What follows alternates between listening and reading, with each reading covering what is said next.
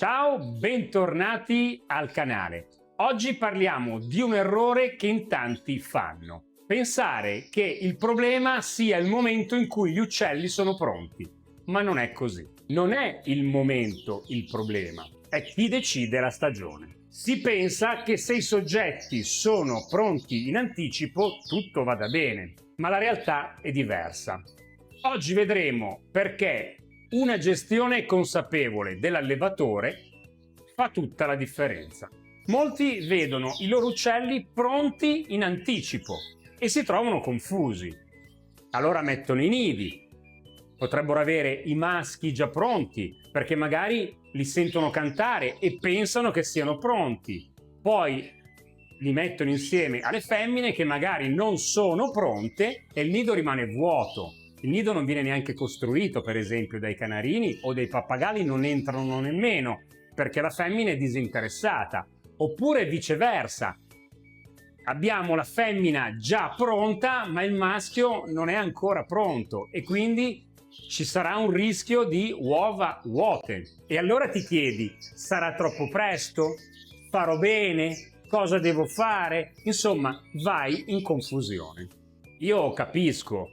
Sembra naturale che i propri soggetti decidano da soli e molti pensano che non ci sia nulla da fare e quindi si arrendono e mettono il nido. Praticamente lasciano decidere ai loro animali quando è il momento di mettere il nido. Ma questo in cattività non funziona. In cattività siamo noi che dobbiamo gestire bene questo processo facendo delle determinate azioni.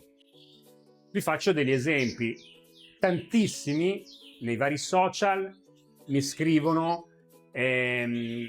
ho gli uccelli pronti, ho le cocorite pronte, ho i canarini pronti, cosa devo fare? Ricorda che il controllo della stagione è ciò che fa la differenza. Non sono gli uccelli in cattività che decidono quando è il momento, ma sei tu, in base alle condizioni ambientali che hai, in base a quello che mangiano, quindi all'alimentazione, che come vedi è importantissima.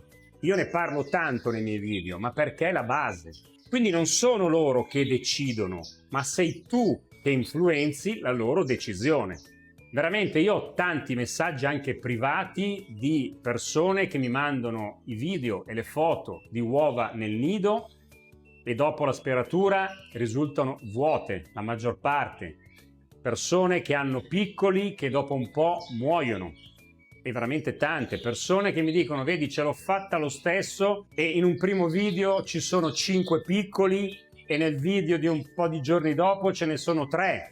Quei 3 sono andati in vacanza? No, quei 3 sono morti. È per questo che io dico che bisogna sapersi comportare e il controllo della stagione è ciò che separa l'allevatore esperto dall'improvvisatore. E gli errori comuni sono sempre gli stessi. Mettere il nido senza programma, quindi non avremo per esempio i soggetti maschi e femmine sincronizzati. O abbiamo i maschi pronti e le femmine no, quindi nidi vuoti, disinteresse da parte della femmina del nido.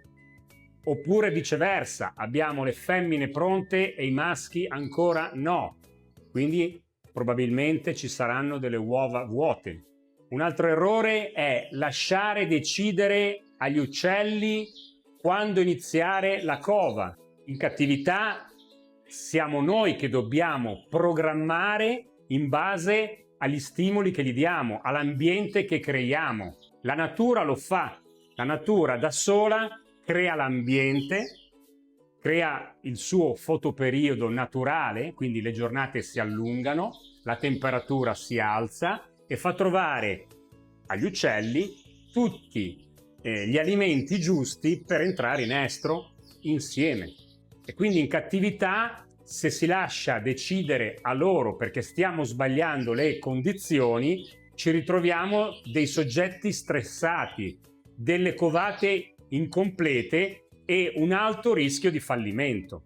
E poi ci rimanete male, perché io lo so, io lo leggo che poi quando le cose vanno male, tutto quell'entusiasmo che avevate lo perdete. È per questo che cerco di dirvi come affrontare questo periodo in serenità, sapendo cosa fare esattamente per evitare poi delle frustrazioni, perché è brutto quando in un nido cominciano a morirti piccolini, è brutto quando vai a fare la speratura, se la fai e non nasce niente perché le uova sono vuote, è brutto quando magari ci sono le uova piene ma non si schiudono perché l'embrione è morto prima. Quindi io, per evitarvi tutte queste frustrazioni, tutte queste cose spiacevoli, cerco di trasmettervi quello che so, e quindi vi dico: una gestione consapevole di questa stagione vi evita tutti questi problemi. Vi ricordo che potete trovare dei video dove vi spiego il mio metodo, il metodo Levante, dove vado a pianificare tutto l'anno, non soltanto nelle cove, perché la stagione non è una parte a sé, ma comprende tutte le altre fasi, cioè tutte le fasi degli uccelli devono essere rispettate e fare le cose giuste. Quindi parlerò di alimentazione nelle varie fasi, parlerò di come innescare l'estro, di come stimolarli pian piano, non di colpo, perché le cose vanno fatte con calma.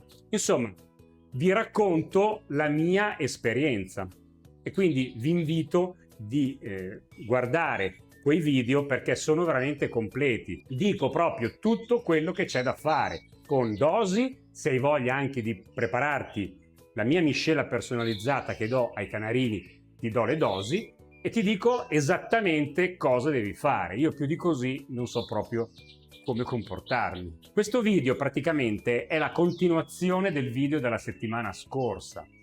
Ricorda, il problema non è il momento, è chi decide la stagione.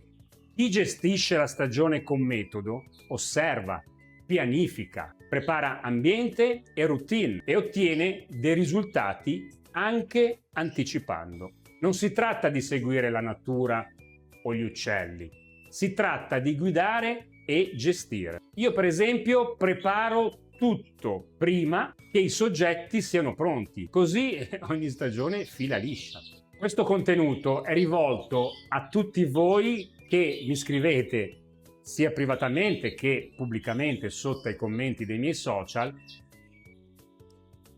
che avete confusione, che vi ritrovate spiazzati perché o credete o avete veramente animali pronti per la riproduzione, ma non sapete gestirli.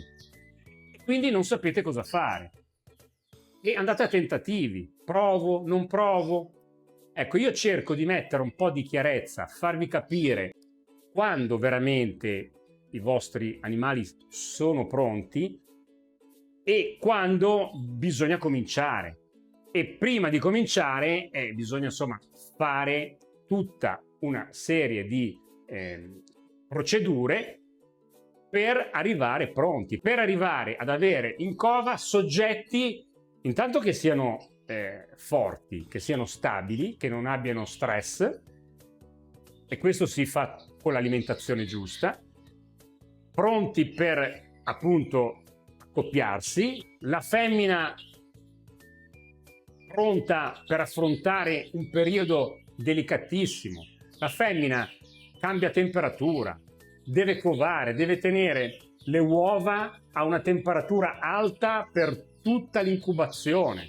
Quindi capite che se avete femmine deboli potrebbero anche non arrivare a fine cova.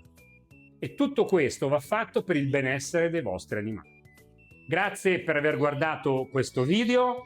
Io vi chiedo un bel like per sostenere tutto il lavoro che sto facendo. Iscrivetevi al canale e lasciatemi i vostri commenti qui sotto. Ci vediamo la settimana prossima con un nuovo video. Ciao e a presto!